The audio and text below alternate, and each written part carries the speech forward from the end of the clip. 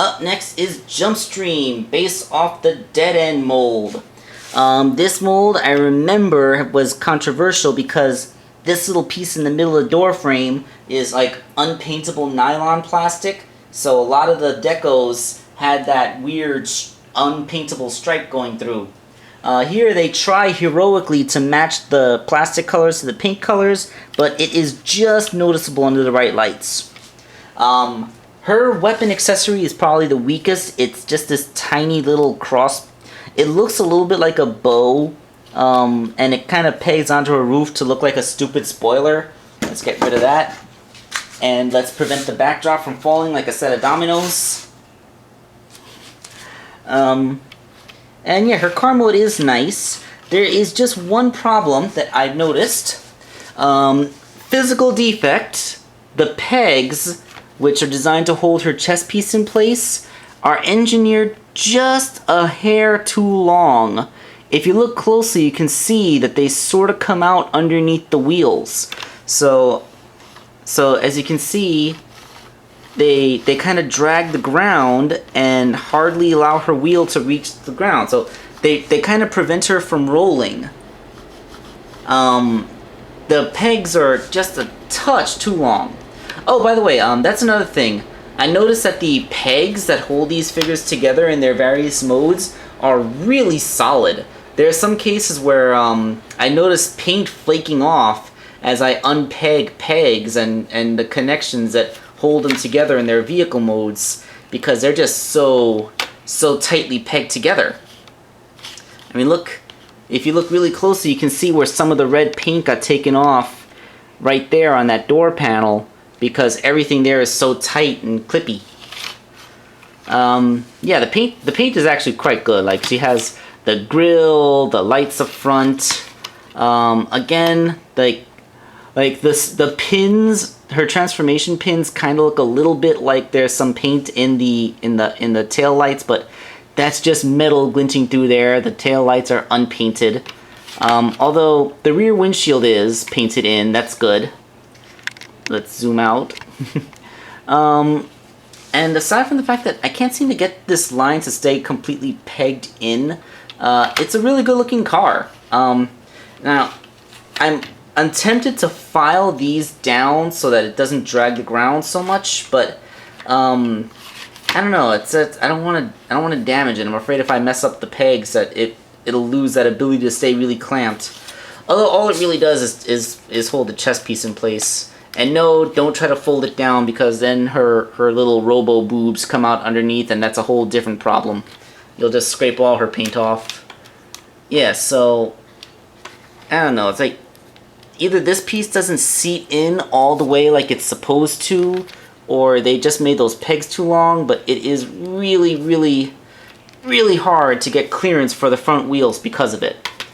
That said, let's get her to robot mode.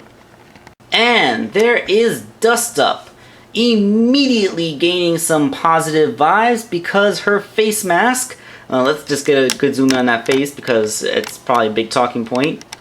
Her face mask makes her look just like Nightbird from the G1 cartoon. So if you didn't get the Takara, the Takara Nightbird Shadow figure, which was an RC remold, here's another exclusive set that you had to order from online or something, and it's you can go. It's Nightbird's face. Paint this figure purple and silver, and you got a Nightbird. All right, so zooming back out, I like this figure. I like this figure better in this figure's legs. I like better than the Dust Ups, because they look longer. I like them. Although she doesn't really have feet so much as just some molding to imply that yeah, she doesn't have feet. Her legs just kind of end in big squares. Although her backpack kibble does fold down a lot neater. I guess it. I don't know. I like. It feels like, since this just leaves a big hollow space in the back, and here you actually see the hood. I just feel like this does a little bit more to not look like a big empty piece of car, you know? Yeah, so I like this one. Arms are kind of cool. They're really big.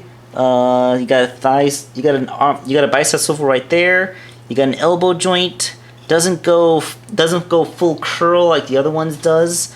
Although there is some greeble there, so it doesn't look like it's just cutting itself in half. You know, like it's just her armor that's cutting, but there's still arm under there. Really, really tight ratchets on the wrist for no real reason because it's just a transformation joint. Of course, there is a waist swivel. In her case, the waist swivel is part of her transformation. Ball jointed hips with an excellent range. Thigh swivel, of course.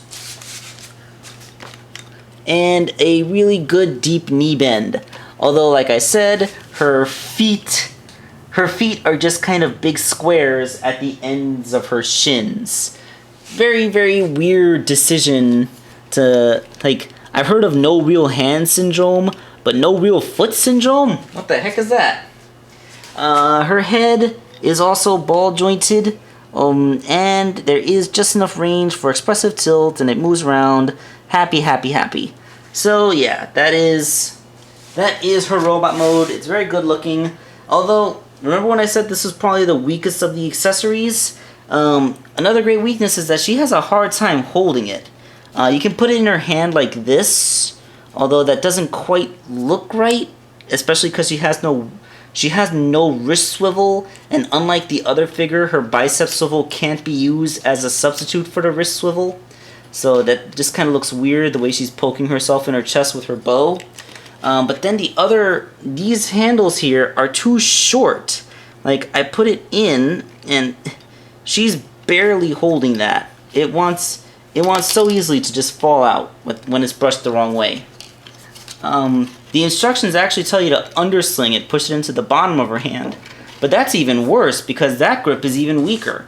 So, you know, her weapon accessory just kind of blows. It is the weakest out of all the accessories by quite a significant margin.